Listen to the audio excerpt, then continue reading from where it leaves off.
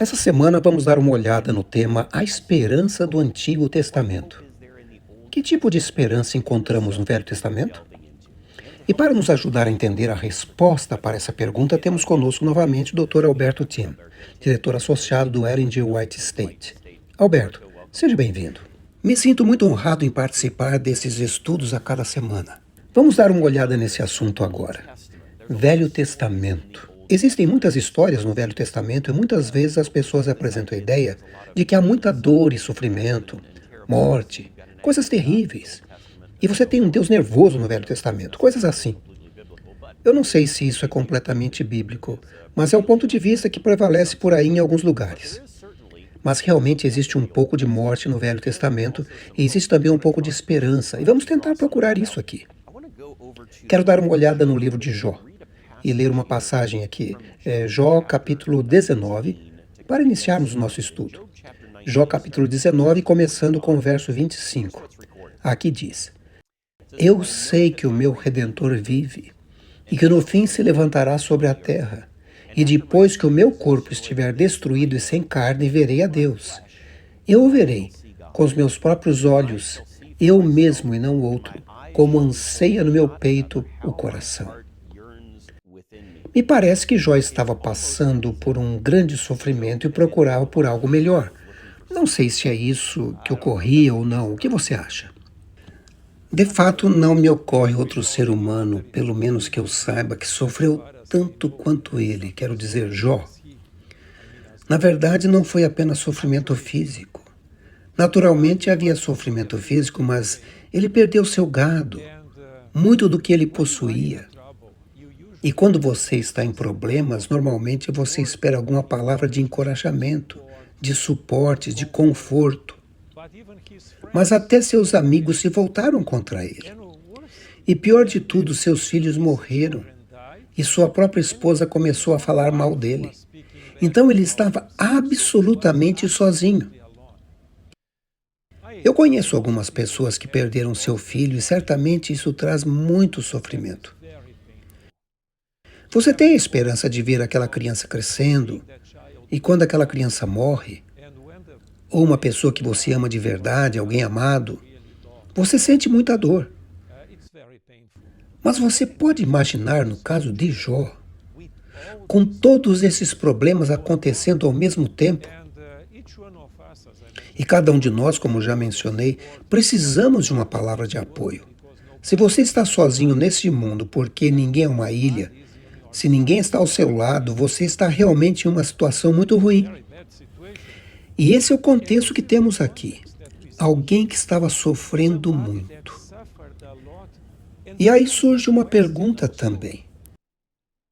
E eu não sei se você já fez essa pergunta, mas esse é um problema. Por que pessoas más prosperam?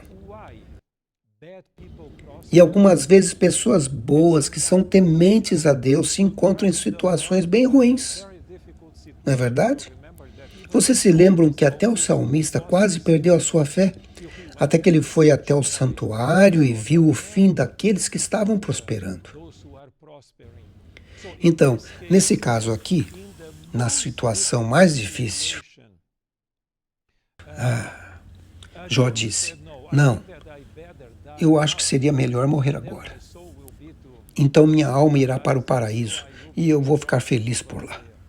Não, ele falou sobre sua esperança como sendo a esperança da ressurreição. Em minha carne, ou em meu corpo como pessoa, como indivíduo, eu verei o Senhor quando ele aparecer. Em outras palavras, você tem uma clara referência nessa passagem sobre a ressurreição do corpo. Então temos aqui uma referência clara, como você mencionou. Mas eu quero voltar a tocar em um ponto que você já falou. E você faz isso de uma maneira brilhante. Creio que foi no final da lição de domingo. A lição de domingo diz: Como podemos aprender a confiar em Deus, mesmo em meio às injustiças da vida? Eu não quero passar rapidamente pela história de Jó sem parar um pouco nesse assunto. Como podemos confiar em Deus quando estamos... Talvez não passaremos pelos mesmos problemas que Jó passou, mas podemos passar por momentos difíceis. Como podemos aprender a confiar em Deus da mesma maneira? Creio que isso não é apenas um ato, mas um processo. A propósito, amor não é algo que começa do dia para a noite ou algo assim. Apenas aparece e você começa a amar. Amor é algo que cresce e você tem que mantê-lo. A mesma coisa acontece com confiar em Deus. Eu tenho que aprender a confiar em Deus em minha experiência diária. Atos simples, aqui e ali. Você tem um problema aqui, um outro problema ali. Você confia em Deus e isso alicerça a sua fé, confiança e esperança. Portanto, se você é capaz de confiar em Deus em sua vida diária, baseado em sua palavra e com algo em mente, porque algumas vezes cremos que as bênçãos de Deus são apenas se eu prosperar. Não necessariamente. Lembre-se de que mesmo Paulo e alguns dos apóstolos consideravam um privilégio sofrer pela causa do Senhor. Assim como ele sofreu, eles também sofreram. Então eu sei que seja o que for que eu enfrente, posso dizer que Deus está comigo. Deus nunca prometeu que Ele removeria todas as possibilidades de enfrentarmos uma tempestade. Mas o que faz a diferença é que Ele está conosco, no meio da tempestade. Portanto, você deve considerar isso. Você se lembra de que existe um texto, uma pequena oração que diz: Deus, me ajude a lembrar que nada acontecerá hoje que nós dois não poderemos lidar juntos. Creio que isso deveria nos encorajar, lembrar que Ele está conosco, que Ele está conosco no meio das tempestades. Ele não nos abandona no meio da tempestade. Eric, você poderia mesmo fazer uma outra pergunta que seria: por que Deus permite? Quero dizer, o Senhor Deus permitiu que Jó sofresse tanto? Bom, eu creio que foi para o seu próprio bem. Eu não sei. Apenas Deus sabe. Mas dentro do quadro da controvérsia cósmica, que é mencionada no começo do livro, foi um testemunho em favor de Deus e contra Satanás. Porque Satanás estava dizendo: bem, o Senhor tem abençoado ele demais. Ele prospera. É por isso que ele o serve tão fielmente. Mas remova a bênção, então vai ver como ele se comporta. Portanto, dentro da grande controvérsia que tem um significado, eu acredito que essa história não apenas aconteceu, mas também foi registrada na Bíblia como uma maneira de nos ajudar quando eu, você ou outra pessoa confronta as durezas da vida. E Deus incluiu essas histórias para nós, para que nos inspirássemos nelas. Como você disse, quando enfrentamos as durezas da vida. Existe uma outra história interessante, que naturalmente está registrada na Bíblia, que aparece no verso para memorizar, que temos em nossa lição. Está em Hebreus 11, versos 17 e 19. Pela fé, Abraão, quando posto à prova, ofereceu Isaque. Aquele que acolheu as promessas de Deus estava a ponto de sacrificar seu único filho. Abraão considerou que Deus era poderoso até para ressuscitar Isaque dentre os mortos, de onde também, figuradamente, o recebeu de volta. Agora nós estamos falando sobre o Velho Testamento nessa semana, mas esse é um texto do Novo Testamento que fala sobre uma história do Velho Testamento. Fale um pouco sobre isso. Na verdade, se lermos o livro de Gênesis, não existe referência a Abraão falando sobre a ressurreição. Mas na realidade acreditamos que o Novo Testamento é inspirado também pelo Espírito Santo. Então, essa é uma passagem do Novo Testamento que confirma que o conceito de ressurreição do corpo não é algo estranho ao Velho Testamento. Temos pelo menos dois exemplos, nos tempos de Jó e Abraão. Os dois têm esse conceito, portanto, não é um conceito que se desenvolveu depois na história humana ou na história bíblica, ou outra coisa que você possa dizer com respeito à ressurreição. Isso vem desde o princípio. Então, voltando ao princípio no livro de Gênesis, nós temos evidência do Novo Testamento que esse conceito estava ali. Vamos continuar dentro do Velho Testamento dando uma olhada em Salmos 49, verso 15, que diz: Mas Deus remirá a minha alma do poder da sepultura, pois me receberá. Então nós vemos aqui novamente essa ideia de ressurreição da vida, além da morte. Sim, esse é exatamente o caso. E se você quer considerar alma como algo separado do corpo, mesmo nesse caso, a alma permanece na sepultura e é somente por meio da ressurreição que volta à vida. Mas nesse caso, nós acreditamos que alma, na realidade, significa o corpo humano completo. E você tem outra referência sobre a ressurreição. Sim, e também temos em Salmos 71. Salmos capítulo 71, verso 20, onde diz: Tu que me tens feito ver muitos males e angústias, me darás ainda a vida e me tirarás dos abismos da terra. Portanto, algumas referências mais aqui no livro de Salmos. Sim, essa é uma passagem ambígua, pois não é tão clara como as outras que já lemos. Na verdade, você leu e nós discutimos um pouco. Essa é um pouco mais ambígua. Pode se referir à ressurreição ou pode, na verdade, ser a superação de uma profunda depressão. Falo do salmista. Gostaria de dizer que, de meu ponto de vista, e eu tenho algumas fontes que concordam com o meu pensamento, que essa passagem primeiramente seria sobre superar sua depressão, e em um senso secundário seria a física, se você quiser colocar dessa forma. Mas aqui você tem uma pequena visão do assunto. Vamos dar uma olhada agora no livro de Isaías, Isaías capítulo 26. Alberto, quero ler alguns versos aqui, vou ler os versos 14 e 19.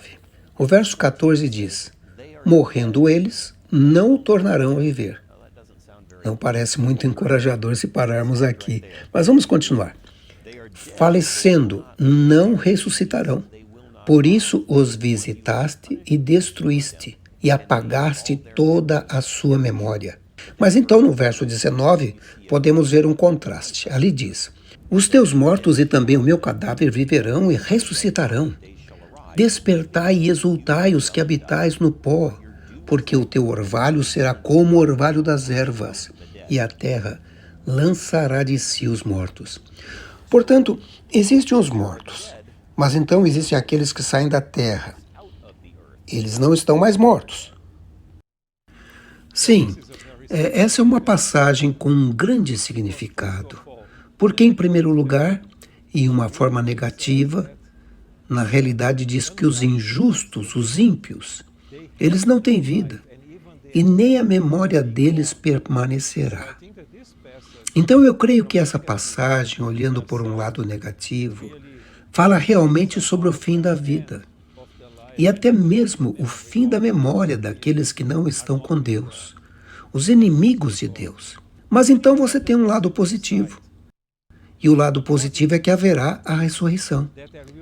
E nessa passagem aqui, que creio é muito significativa por uma razão, das passagens que lemos até agora, elas lidam com indivíduos como Jó, o salmista, Abraão. Portanto, eles criam que eles viveriam, seriam ressuscitados dos mortos em um tempo apropriado. Mas nesse caso, agora, você tem uma comunidade sendo ressuscitada. A comunidade do concerto daqueles que são os filhos de Deus. E essa comunidade será ressuscitada quando Deus se manifestar. E juntos com a comunidade, Isaías se inclui junto também. Então, o conceito de ressurreição se amplia de uma perspectiva individual para uma comunidade mais abrangente. Então, estamos ampliando a ideia aqui e eu creio que nós podemos ampliar mais ainda ao continuarmos nosso estudo de hoje. Deixe-me ver aonde estamos. Que dia é esse? Essa é a lição de quinta-feira. Você cita Daniel capítulo 12 e tem algumas coisas interessantes ali. Na verdade, são várias coisas interessantes em Daniel capítulo 12. Mas eu quero focar especificamente no assunto da ressurreição. Ele diz: E naquele tempo se levantará Miguel, o grande príncipe, que se levanta a favor dos filhos do teu povo, e haverá um tempo de angústia qual nunca houve desde que houve nação até aquele tempo. Mas naquele tempo livrar-se-á o teu povo, todo aquele que for achado escrito no livro. E muitos dos que dormem no pó da terra ressuscitarão, uns para a vida eterna e outros para a vergonha e desprezo eterno. Então, vamos ver primeiro essas ressurreições, alguns para a vida eterna e alguns para a vergonha e desprezo eterno. Me parece que esse conceito de ressurreição se amplia ainda mais.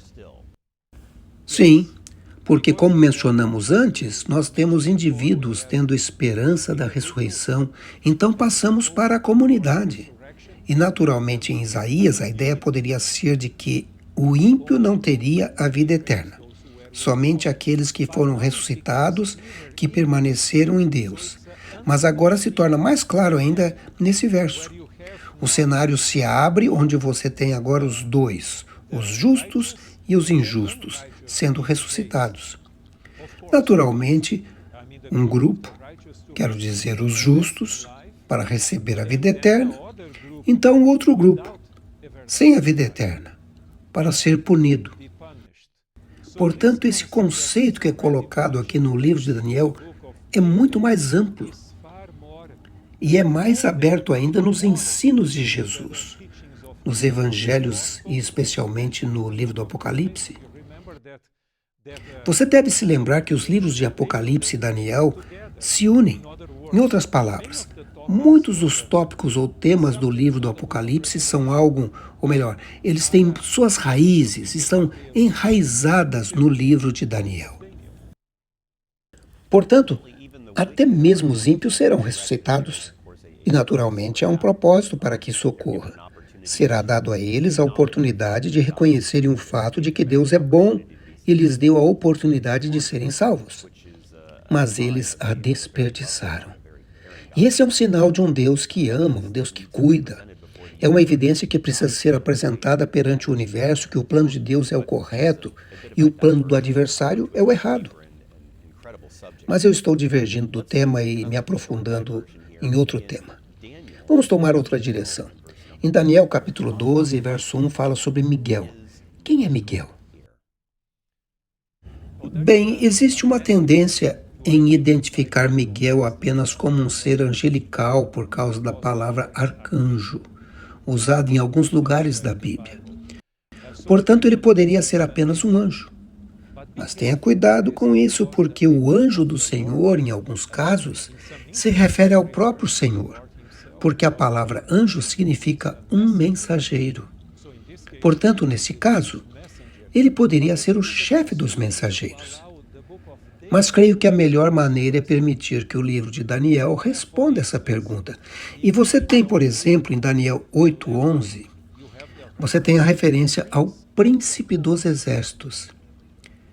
Então você vai para Daniel capítulo 8, verso 25, o príncipe dos príncipes.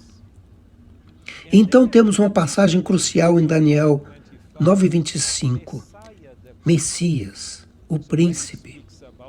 Portanto, quando se fala sobre o príncipe e fala aqui sobre o Messias como sendo um príncipe, e aí chegamos finalmente na passagem que você leu, Eric, que está no capítulo 12, verso 1, onde fala sobre Miguel, o grande príncipe. Não gostaria de considerar que existiria um outro ser angelical que seria maior. Quero dizer, deveria ser chamado de um grande príncipe, que seria maior que o Messias, o príncipe. Portanto, temos evidências suficientes de que se aplica ao próprio Cristo, especialmente por uma razão. Você verá que os períodos e tempos proféticos, quero dizer, o elemento profético de Daniel, as profecias, as visões de Daniel, tem sempre um clímax com a manifestação de Cristo e seu reino. Você tem no capítulo 2 a pedra. Então você tem o Filho do Homem no capítulo 7. E você encontra mais tarde no capítulo 8 o príncipe. E agora você tem Miguel, o grande príncipe. Se você disser que o clímax do capítulo 11, que continua no capítulo 12, não é o Cristo, você tem que negar os outros também, porque uma das características principais de Daniel é a repetição para ampliar o conceito. Portanto, creio que temos evidências suficientes para crermos que esse é Cristo. quando ele se manifestar, ele ressuscitará o povo de suas sepulturas. E você está se referindo a uma de minhas passagens favoritas. E creio que seja a passagem favorita de muitos cristãos. Ela se encontra em 1 Tessalonicenses capítulo 4, verso 16. Aqui diz: porque o mesmo Senhor descerá do céu com alarido, e com voz de arcanjo, e com a trombeta de Deus, e os que morreram em Cristo ressuscitarão primeiro. Então temos aqui a referência do próprio Senhor. Fala do arcanjo e dos mortos em Cristo sendo ressuscitados. Agora, apenas para deixar claro, nem você ou eu estamos sugerindo que Jesus é um anjo, no senso de ter sido criado, como um ser com asas, algo assim. Mas ele é descrito como um arcanjo, como o chefe dos exércitos, o cabeça dos anjos, não um ser criado, certo? Exatamente. E ele é também o mensageiro da divindade. Ele é absolutamente Deus e é Cristo quem faz a maioria das revelações na Bíblia. Ele próprio se revela, muitas vezes. Excelente. Vamos voltar a essa ideia de quem nós somos, a complexidade do ser humano e a ressurreição, de como essa ideia se une. Quero olhar rapidamente o livro de Salmos, capítulo 139, versos 13 e 14.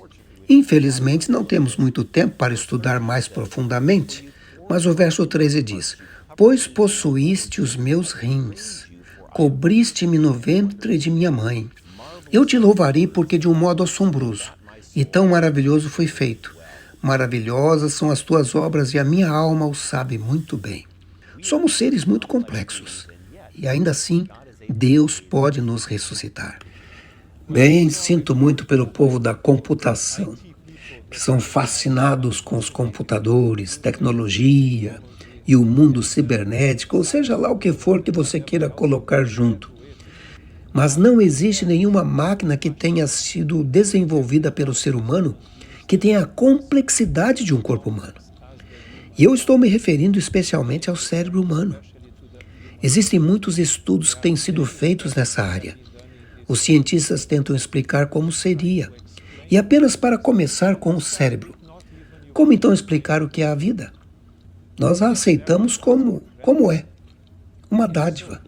E, portanto, de minha perspectiva, eu pelo menos acredito que seria bem constrangedor ou algo assim, acreditar que uma forma de vida tão complexa como você e eu somos, com todos os sistemas e toda a sua complexidade, e nós a conhecemos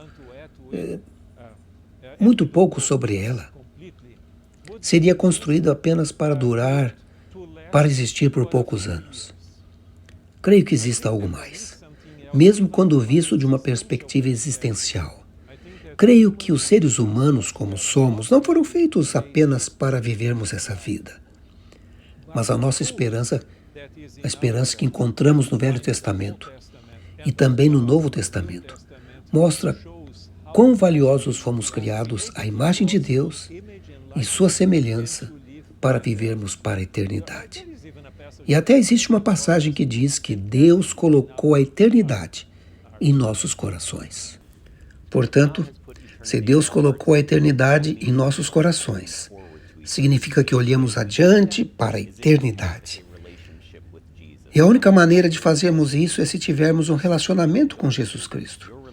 E eu espero que durante o curso dessas lições que estamos estudando agora, o seu relacionamento com Jesus tenha se fortalecido e se aprofundado, e tenha feito você tomar a decisão de deixá-lo ser o seu Salvador e o Rei da sua vida.